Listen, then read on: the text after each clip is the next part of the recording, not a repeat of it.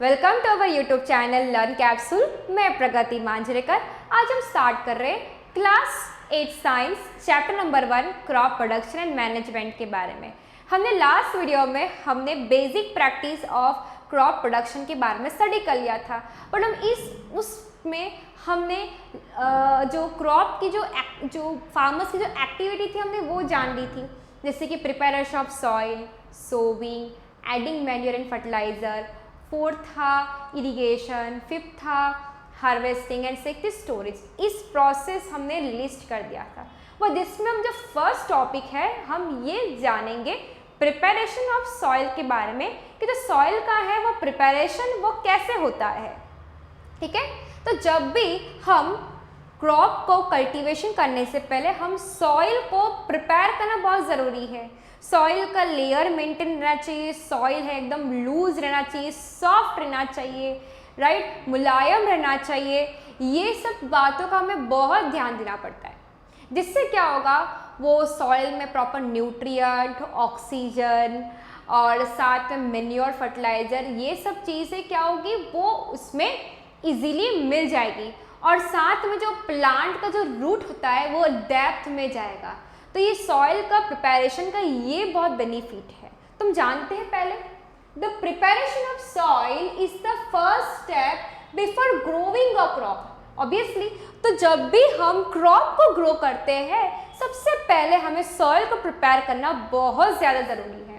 One of the most important task is agriculture is to turn to soil and loosen ही। तो इस agriculture करने से पहले, खेती बाड़ी से पहले हमें सबसे पहले सॉइल को प्रिपेयर करना बहुत ज़्यादा ज़रूरी है। सॉइल को जिससे क्या होगा लूज होगा और वो सॉफ्ट हो जाएगा। This allow the roots to penetrate deep into the soil. Yes, इससे क्या होगा जो रूट है वो मिट्टी में काफ़ी गहरी वे से डेप्थ में वो धंसा हुआ रहेगा, right. The loose soil allows the root to breathe easily when they grow deep into the soil. Yes, अगर ये loose soil क्या होगा, ये जो soft जो होता है loose soil, इससे क्या होगा जो root से वो काफ़ी गहराई तक जाएगा, मिट्टी की गहराई तक जाएगा। दूसरी बात ये है कि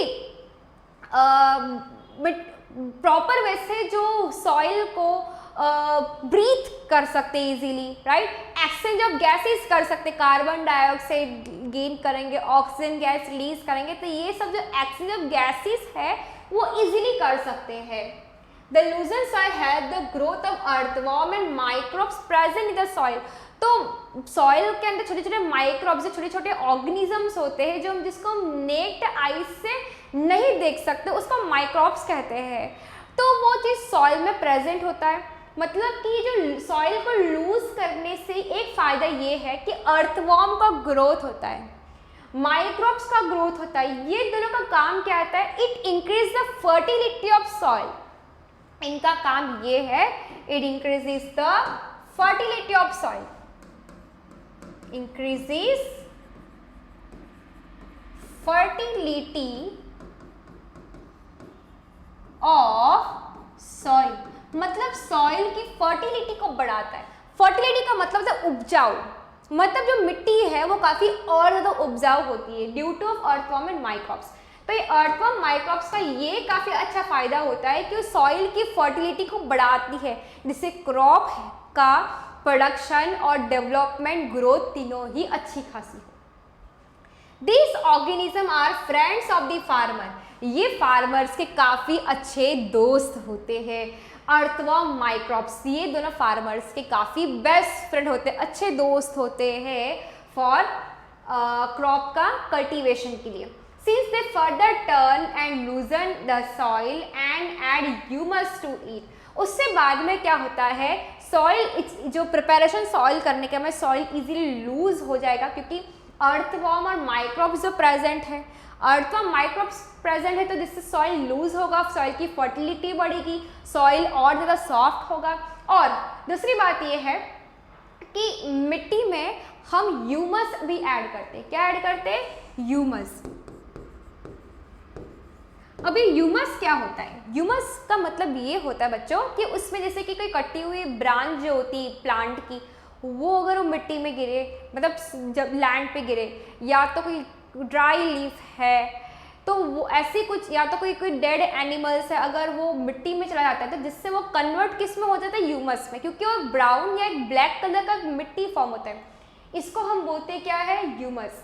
तो ये क्या काम करेगा ह्यूमस, जिस सॉइल का जो फर्टिलिटी को बढ़ाता भी है और काफ़ी लूज रहता है, काफ़ी नरम रहता है soil.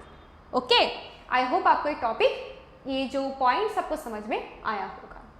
Now the soil contains, अब सॉइल में क्या क्या चीज़ की ज़रूरत है, एक तो खास करके मिनरल्स, दूसरे में वाटर, एयर, और बहुत सारे जो लिविंग ऑर्गेनिजम्स होते हैं, जैसे कि बैक्टीरिया है, वायरस है, कोई माइक्रोब्स है, कोई प्रोटोजोआ है, एक्सेट्रा। इस तरह के जो माइक्रो ऑर्गेनिजम्स होते हैं वो मिट्टी में प्रेजेंट होते हैं।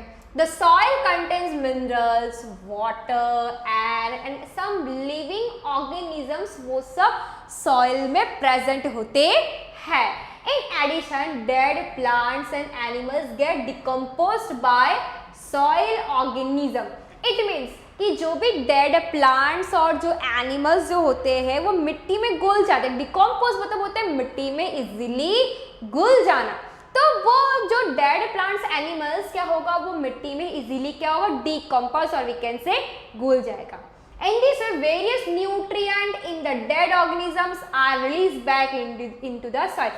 इससे क्या होगा बच्चों, इससे ये जरूर होगा कि जो भी प्लांट्स, कोई भी एनिमल डिकम्पोज हो रहा है या घुल रहा है, तो उससे क्या होगा कि जो डेड प्लांट्स एनिमल्स को जो भी न्यूट्रिएंट है वो पास किस में होगा, सॉइल में, और वो सॉइल के लिए काफ़ी बेनिफिशियल रहेगा।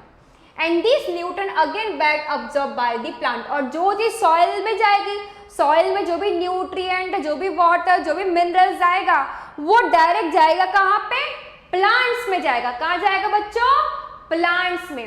Since only few centimetre of the top layer of soil supports, मतलब कि ये कैसा होता है, वो टॉप के काफी अपर लेवल में होता है। जैसे कि कोई प्लांट है, राइट, ये प्लांट का काफी रूट है, राइट, और ये जो सॉइल जो होता है वो ऑलमोस्ट अपर लेयर में होता है, जो डिकम्पोज करने वाले ऑलमोस्ट कहाँ पे होता है, अपर लेयर में होता है। And plant growth turning and loosening the soil bring the nutrient rich soil to the top of the plant can use this nutrient. तो इससे बेनिफिशियल ये होता है कि प्लांट का ग्रोथ अच्छा खासा होता है, सॉइल लूज होता है। दूसरी बात, और वो जो मिट्टी होती है काफी न्यूट्रिएंट रिच होता है।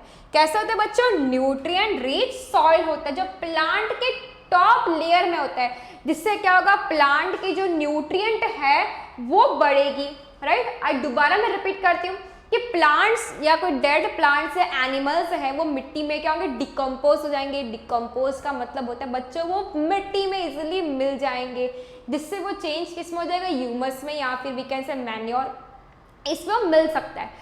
इसके बाद में क्या होगा, उसके जो भी न्यूट्रिएंट और जो भी उसके मिनरल्स है वो पास कहाँ पे होगा, वो सॉइल में पास हो जाएगा, मिट्टी में चला जाएगा, क्योंकि मिट्टी में ही तो वो डिकम्पोज हुआ है, तो वो जाएगा कहाँ, सीधा मिट्टी में, सॉइल में जाएगा।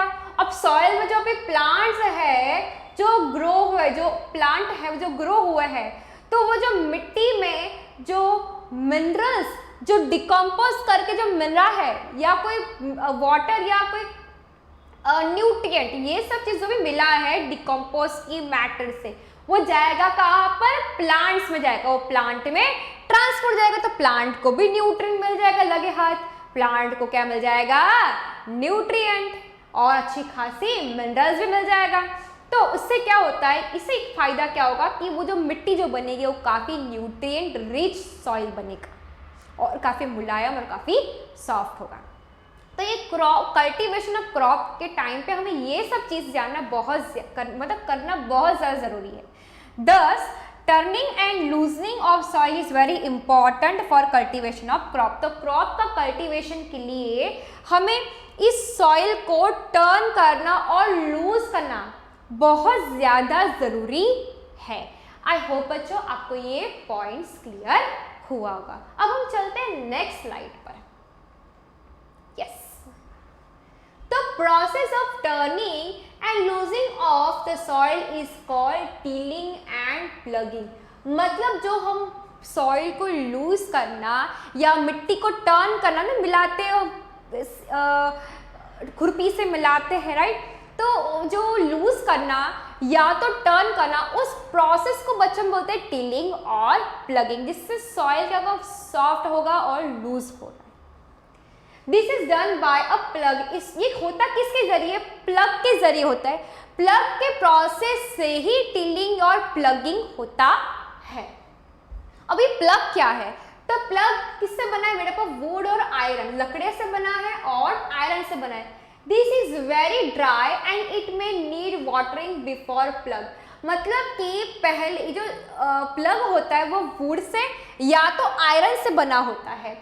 ये जो सॉइल होता है अगर वो ड्राई रहा, सॉइल अगर ड्राई रहा तो उसमें पानी ऐड करना ज़रूरी है, क्योंकि ड्राई सॉइल में हम प्लगिंग करना थोड़ा डिफिकल्ट पड़ता है, राइट। इसलिए उसमें हम ऐड क्या करते हैं, वाटर ऐड करते हैं, जिससे क्या होगा, वो मॉइस्चर रहेगा और थोड़ा वो ढीला रहेगा, जिससे हम इजीली उसको हम प्लगिंग कर सके। एंड द प्लग फील्ड में है वो big crumbs of soil are called crumbs. जो जिस फील्ड में हम प्लग करते हैं ना उसमें काफ़ी सारे क्रम्स होते हैं, right. It is necessary to break the crumbs. It is crumbs को तोड़ना काफ़ी ज़रूरी है, तिराड़ जैसा रहता है, तो ये सब चीज़ें तोड़ना काफ़ी ज़्यादा ज़रूरी है, निकालना ज़रूरी है। मतलब क्रम्स में बड़े बड़े कोई पत्थर होगा या तो कुछ क्या सिंपल तरह का नहीं, बाउंड्री लाइन होता है इस तरह का, तो ये सब चीज़ निकालना काफ़ी ज़्यादा ज़रूरी है, right. Levelling the field is beneficial for sowing as well as irrigation. दूसरी बात ये है कि मिट्टी को प्रॉपर वैसे लेवल में लाना भी ज़रूरी है, राइट। जिससे क्या होगा, जब हम बीज जब डालेंगे तो हम फार्मर्स के लिए काफ़ी ईजी रहता है। Then after levelling of soil is done with the help of leveller. अभी सॉइल का लेवलिंग करने के लिए हमें किसकी ज़रूरत है, लेवलर के लिए। किसके लिए, लेवलर। तो लेवलर की मदद से हम सॉइल को काफ़ी इजीली लेवल में ला सकते। किससे ला सकते बच्चों, लेवलर से। और प्लगिंग के लिए हम प्लग का यूज़ करते हैं और सॉइल के लेवल लाने के लिए हम लेवलर का यूज़ करेंगे। देन समटाइम्स उसके बाद में कभी कभार हम manure is added to the soil before tilling. Tilling करते समय, प्लगिंग करते समय उसमें मैन्योर ऐड करते हैं, because this help in proper mixing of manure with soil. इससे क्या होगा, जो मैन्योर जो होगा वो मिट्टी में इजीली मिल जाएगा। और काफ़ी मैन्योर जो होता है ना, उससे सॉइल की जो फर्टिलिटी है वो और बढ़ जाती है, मतलब कि जो सॉइल ज़्यादा उपजाऊ होता है और काफ़ी सॉफ्ट भी रहता है। And this soil is moistured before sowing. और ये जो सॉइल है वो सोविंग करने से काफ़ी इजीली मॉइस्चर हो जाएगा बच्चों। आई होप आपको ये जो टॉपिक है वो क्लियर हुआ होगा। सो बच्चों, आज हम ये टॉपिक हम यहाँ तक ही रखते हैं। आपको अगर हमारा वीडियो पसंद आया हो तो लाइक कीजिए, शेयर कीजिए, सब्सक्राइब कीजिए और नोटिफिकेशन बेल आइकन को प्रेस कीजिए। Thank you so much.